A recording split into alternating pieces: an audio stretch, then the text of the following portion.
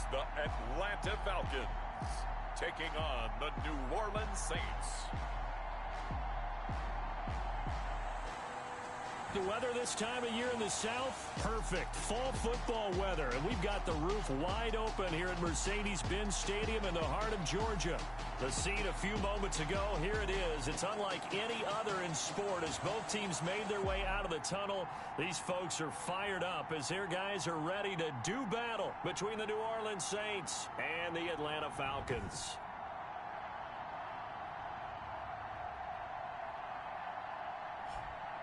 Hello again, everyone. Brandon Gaudin along with Charles Davis. And, Charles, we take a look at this Falcons team as they interplay. They come in mired in a brutal stretch right now. Losers of 8 straight games.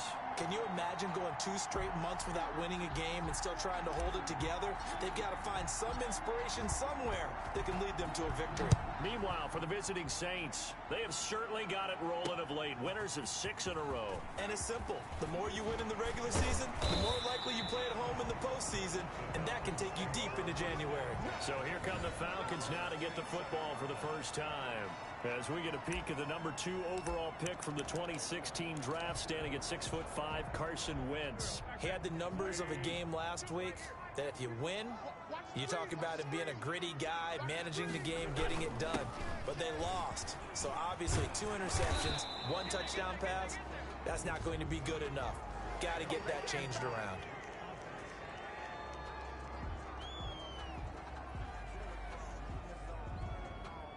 So a decent gain, but all for naught on the penalty. It's too bad, isn't it? They were feeling pretty good about it. The only people celebrating, the guys who just gave up that play.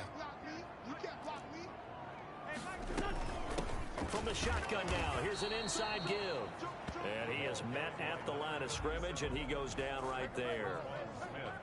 Officially no gain on the play, and it's 2nd down.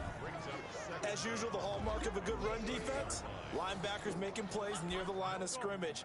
Absolutely nowhere to run there. Check 52's the mic. Check 52's the mic. From the 30 on 2nd down, Wentz. And a quick throw here, that's complete. And he'll be tackled right on the chalk at a 45. 15 yards on the play, 1st down. They've got good playmakers on the offensive side of the ball. I don't know what happened last week to really hurt their performance and hold down their production, but I would dare say that this week in practice, there's a lot of talk about how they're going to increase their proficiency. And that was a good start getting the playmakers involved. You mentioned that to me pregame.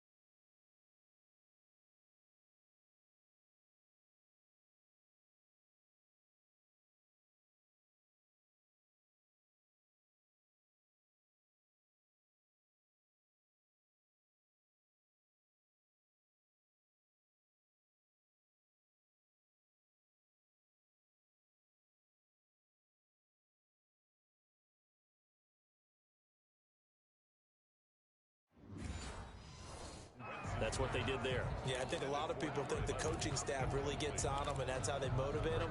Most of these guys are self-motivated. They have a lot of pride in their performance. Back to the air on 2nd down. Wentz. Now he'll dump it underneath to his running back, complete. That'll leave them with a 3rd and 2 coming up. They got 8 yards there. Oh, I came to my feet on that one. I thought he was getting close to breaking that one big, but in the end, give some credit to the defense, finding a way to get to him and forcing a 3rd down. Wentz looking to throw on 3rd and 2. Looking left side, he's got it complete. And he is going to have a Falcons 1st down as they're able to get the 3rd down conversion. It's a gain of 16, 1st down Falcons.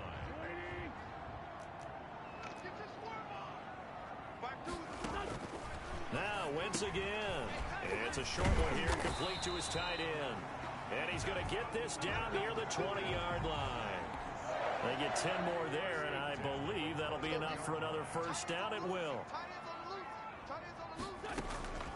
Wins to throw again. Quick hitter here. It's complete. And they'll bring him down at the 13-yard line. That will go as a pickup of 7 on the 7th play of the drive. Able to get 7 on that first down pass play. 2nd and 3.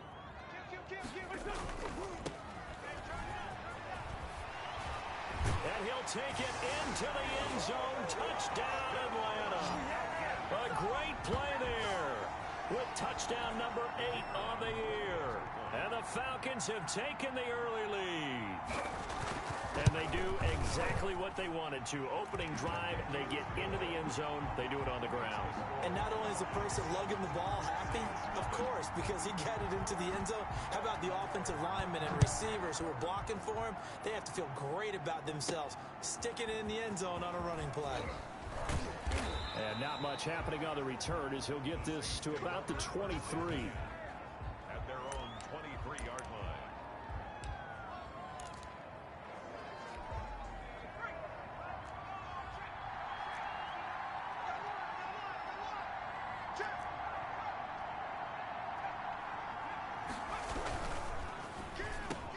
Here's a quick throw caught out wide. And he'll be corralled right around the 34.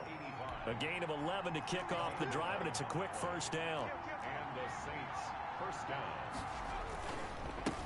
First rep of the game for Josh Jacobs. And that one blown up quickly as he's going to be stopped before he could even get started. They'll wind up losing 3 yards here, and it'll bring up a 2nd and 13. The job of any linebacker involves having enough strength to fight off a blocker and get to ball carriers. But in this case, I think we can safely say he beat him right off the snap to get into the backfield and make that play. Now a man open down the middle of the field. And that's going to be good for another first down as the tackle's made at the Falcons' 42. A good pickup there, 26 yards. From Falcon territory now, here's 1st and 10 at the 42-yard line. Looking to throw. Now they go screen. It's complete. And he'll be out just a yard or 2 shy of the 30. 10 more there and another first down. It's a gain of 10. First down, Saints. Here's Jacobs from the gun. A check on Jacobs from a week ago.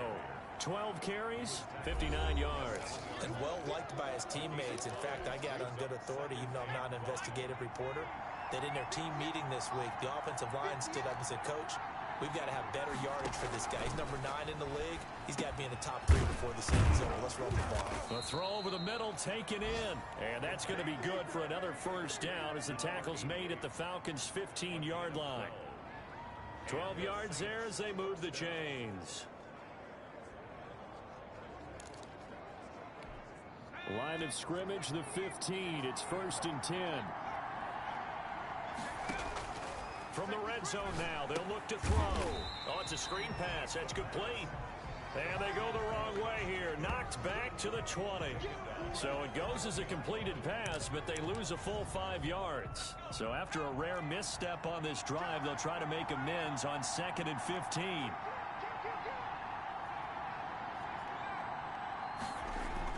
Back to the running game with Jacobs. And he's going to be taken down with a marker on the field. So let's see about the call. Come on, man.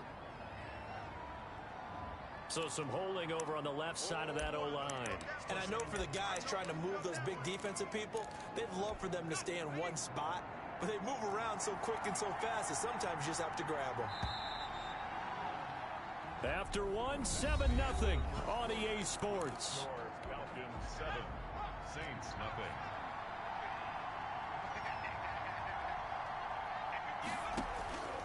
Now they'll throw here out of the gun.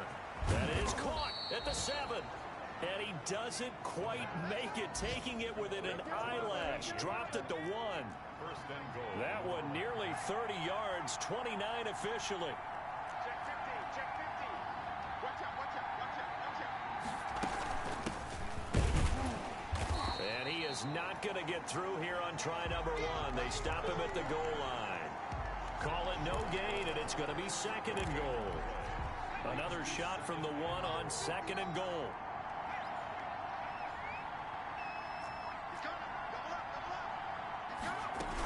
They'll run it with Jacobs. And he is into the end zone. Touchdown, New Orleans. Josh Jacobs with touchdown number 7 on the year. And the Saints are within an extra point of tying this thing up.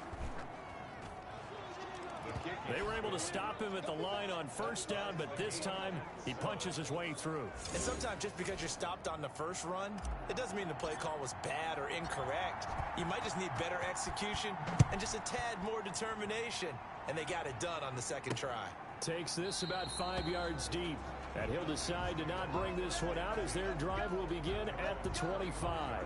So for the 2nd time in this one, we get set to see the Falcons offense. Good drive last time. Really effective passing the football.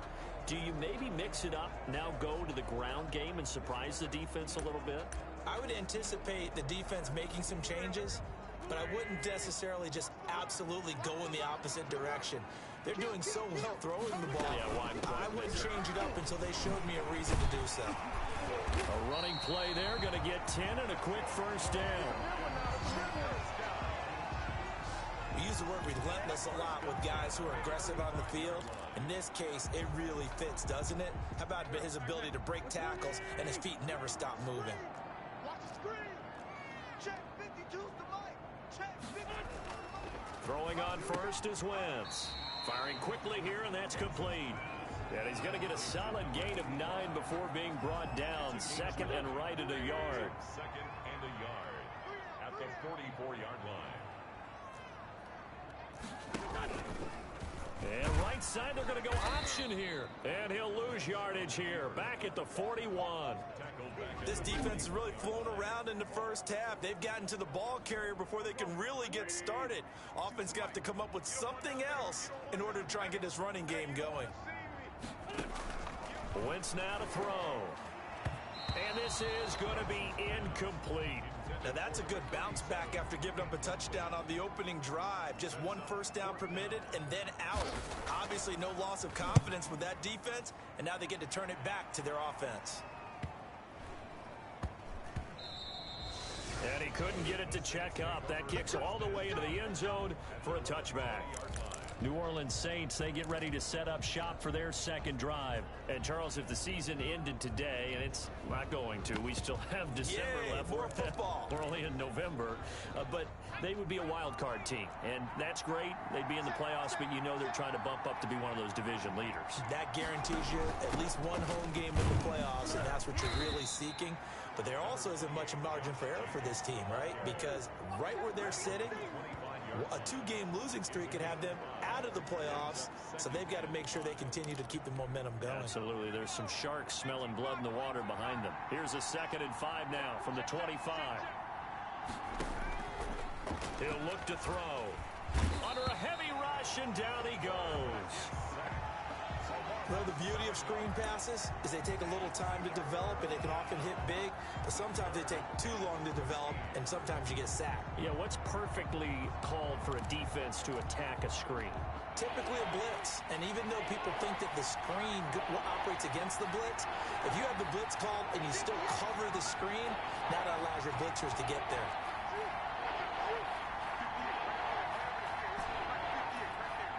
They just do get the playoff as he'll look to throw. He's going to fire one deep, middle of the field. And he can't quite intercept it. Zone coverage, free safety was there. Couldn't come up with it, and now it's 4th down. And this is what you want to see from a defense. Give up an opening drive touchdown, that's fine. But how about them going back out there, recommitting themselves to the task at hand, and forcing a 3-and-out and giving the ball back to their offense? It's a 39-yard punt, and good coverage means a loss on the return. And the Falcons will be taking over 1st and 10. You ain't going nowhere. From the shotgun now, here's an inside give. And able to get a couple as he's across the 40 to the 41. We've hit the 2-minute mark of the 1st half. All knotted up at 7. 2nd and 8 at the 41-yard line. And we'll remind you that coming up at halftime, we'll join Jonathan Coachman and the gang in Orlando. Coach will have stats and scores from the early games going on here around the NFL. Now the second down throw on target. And he'll be taken down, but not before he gets into enemy territory. A gain of 13. It's a first down. Oh, he's got a man wide open, complete. And they'll wind up getting this one all the way down inside the 20. That'll wind up a gain of 27 on the catch and run. So from inside the 20, here's 1st and 10 at the 18. Well, that certainly has to feel good. It's not all the time that the play caller should get all the credit. Sometimes I think in the huddle, the quarterback just says, hey, who's going to make a play for me? I just need something right here. And the end result there, nice first down. Drive keeps moving. Now the Falcons going to use one of their timeouts, as the stoppage will come with a little under a minute to go in this first half.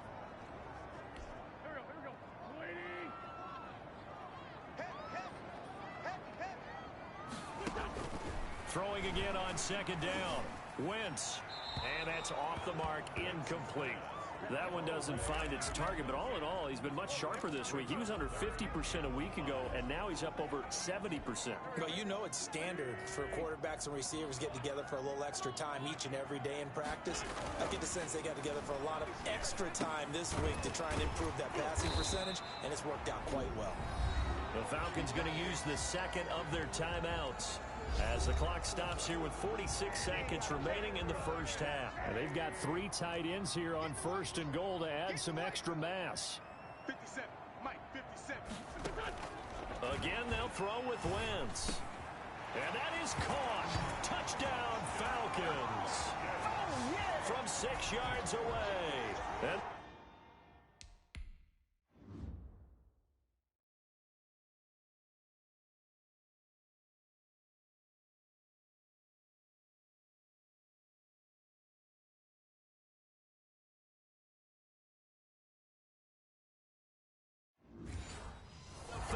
have taken the lead. The call is to go for 1 and kick the extra point. And he's got it. It's now a 14-7 ball game. A drive that time of 6 plays. And the end result, an Atlanta touchdown. Out is the kickoff unit as they run up and send this one away. Perry, the return. And he gets it to the 30-yard line, but the football's not going to stay there. There's a penalty marker down. Oh, God. So holding will scratch off some of that return. And I know fans get frustrated when they see penalties of this sort on kick returns, but it is difficult to do it right against these moving targets at full speed. Hard to do. And he finds a man on the crossing route.